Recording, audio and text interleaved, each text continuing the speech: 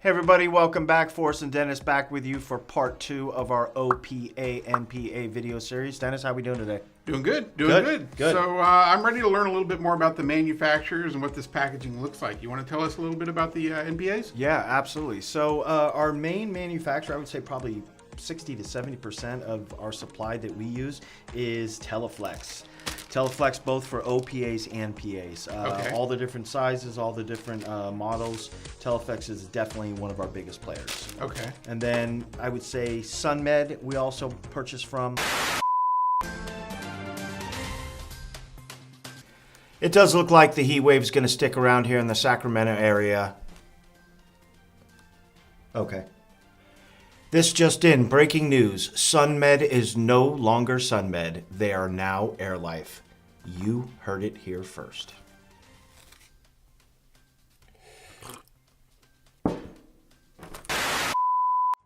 MedSource is another vendor. ADC actually does the kits that we have up here, which are really, really cool. And then finally, Pulmodyne just does their special MPA that has the extra BVM. Got it. That was kind of the Cadillac of them all, right? Yeah, this thing has got its very, very, very, very special. So yeah, those are pretty much the main players with both OPAs and MPAs. Okay. So packaging, kind of what are we looking for? Yeah. What's important to note on these packaging? Yeah, so just like the last video for the IV catheters, it's very, very similar. Okay, so I'll start with the MPAs. MPAs are typically, if not always, packaged sterile. Okay. And then on the outside, you're going to have the typical stuff that you would expect to find just like IV catheters. Gotcha. We've got the description, we've got the manufacturer, we've got part number, reference number, we got lot numbers, we got manufacturer dates, we got expiration dates, we got warnings, we got directions, everything you basically need. So for sales out there, if your customer's not sure, have them snap a picture of the label, send that to products, we'll find it, no problem. That's all the information we're going to do. Yeah. Now, I noticed that these are packaged sterile. Yeah. That does not look sterile. In fact, there's holes on a couple of these. Yeah, So exactly. What's going on with the OPAs? For some reason, the OPAs are typically not packaged sterile. Now, they can be packaged individually, but in the kits, you can see they're not individually wrapped. So because they're not packaged sterile, there's actually really no expiration date or shelf life. As long as they're intact and not physically broken, they're good to go. They do have a date of manufacture, so you can be aware of that. But other than that, same information that's going to be on the MPA, manufacturer, part numbers, all that We stuff. got a lot number on those? Or? Yep, lot numbers are there too. So if you do get a damaged one, we can trace it back. And quarantine that lot number if we need to. Absolutely. Gotcha. They're typically packaged in like kits like that, or? Yeah, so when it comes to both of these, the NPAs and OPAs, we do sell them individually, like so. Or for NPAs, you can actually buy a kit that comes with a bunch of different sizes that are listed on the outside here. It also comes with the lubrication packets, which is really helpful. Same goes for OPAs. You can see again, we've got the kits with the most common sizes, or you can buy them individually wrapped in kits that we sell as well. Okay. So a lot of different options here. A lot of hard cases, soft cases, individually You wrapped. can buy them singles as well. So I mean, whatever is the way your agency likes to buy them, we pretty much have that option for you. Gotcha. And anything else specific to this, like Pulmodyne set here? Yeah. That, like it has an expiration date, packaged sterile. Yeah, this one's definitely going to be packaged sterile. Definitely has all the same information that we talked about. A couple other things which I'll go back to in a second. As you can see, this one's got some coloring on it. Okay. This one is color coded for the different sizes that Pulmodyne offers, but it's not an industry standard. It's their own company color. Okay. Whereas OPAs actually do have a color coded industry standard system. But we also sell ones that are not color coded, right? They're all the same color. So when in doubt, you could always go back to the millimeter sizing, and that's going to be standard across all of them. Gotcha. So for sales out there, you want to ask questions, which we'll talk about in a minute, if they want color coded or not.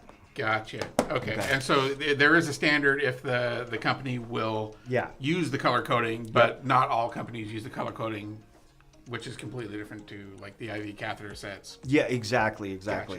So that's a good segue into kind of some sales questions to ask. Yeah, I think what if you're kind of approaching a questions you new wanna customer, I think the first thing you want to ask, what are you using now, right? Let me see what you got. What brand is it? Most likely, we're probably going to have what they have already. Second good question is going to be, what size ranges do you like? Most agencies will probably have the size ranges that we already stock in the kits, but you never know. There's a couple large, a couple really teeny ones that people want as well too. So we want to ask what the size ranges are, and then again, do they want individually wrapped or do they want kits, right? And we have both, okay?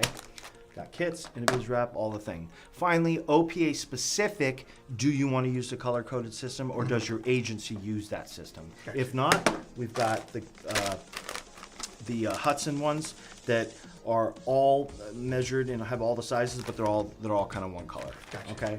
And then finally, I think I did cover it. Yes, I did. Individually wrapped, yay or nay, right? Kit, not. These ones are. Just depends what you want. All right. Okay. I'm kind of curious to see these in action. You want to get an Airway dummy out and check them out? Absolutely. We're going to get a mannequin out. We're actually going to show you guys how these are inserted. So we'll see you in a few.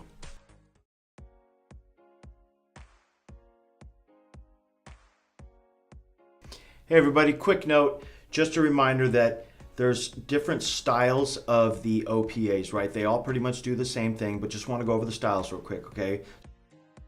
So the first one is going to be the Goodell hollow channel, hollow inside channel. Bermans are next. Bermans come in either 2-channel solid or they come in a 2-channel with vents on the side. And then finally the Cath Guide is basically kind of similar to the Goodell, but it has 3 separate channels inside the hollow bore. And then finally, when it comes to NPAs, you're going to hear the term Robert Tozzi, pretty much the main type. And the reason it's called that, believe it or not, is because they call this flared kind of flange thing. And they say it's because they didn't want it to get lost in the nose. Okay, so that's what a Robert Tozzi is, and that's it. Thanks.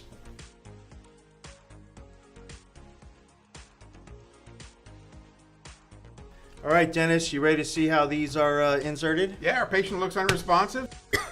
So let's go at it. What are we going to do first, the OPA or the NPA? I think we're going to start with the OPA. So keep in mind, if this patient was unconscious, first thing we would do is we would need to get the right size. Okay. So there is a physical way to measure these, and what we do is it's called from the corner of the mouth to the angle of the jaw. Okay. The angle of the jaw right around here. Yep. Yeah. So I'm going to tip this right at the mouth, and I'm going to put it down, and it's about the right size, I would say. It's maybe a little bit big, but it's decent.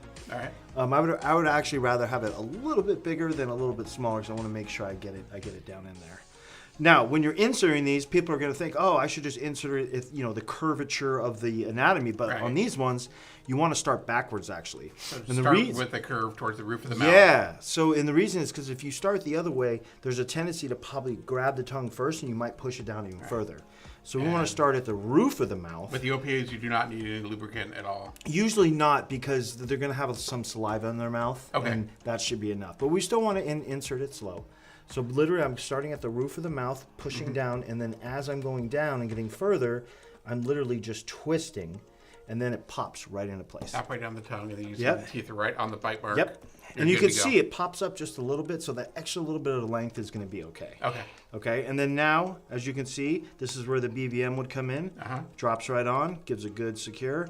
And now when I bag, I'm going to get a straight air right into the lungs. Okay? When we pull it out, of course, we just want to make sure we pull it out nice and slow at the curvature of it. We don't want to cause any oral trauma there. I understand. Okay. So the NPAs are probably measured a little bit differently, right? A little bit differently. So these are going to be from the tip of the nose to the tip of the earlobe. Okay? So you can see I got it set up there. About right. These we want to lube up. Okay? So we need to get a lubrication packet. Lube it up nice. We don't want to cause any, bleeding or trauma in the nasal. Right. Now, we talked about going backwards. This one, we don't go backwards. And we do insert. Preferred nostril is going to be the right because of the bevel. So we want the bevel at the end to be sticking towards the inside of the inside, chest, so it gets the air right in. The arm. Got it. So we're going to take that. We got it lubed up. We're going to go nice and smooth. And we're just going to push it down. Now, we're hoping that this patient is either unconscious or very, very subdued and almost like pretty much close to it. The gag reflex won't really kick in here. However, if they're conscious enough, they're not going to like it.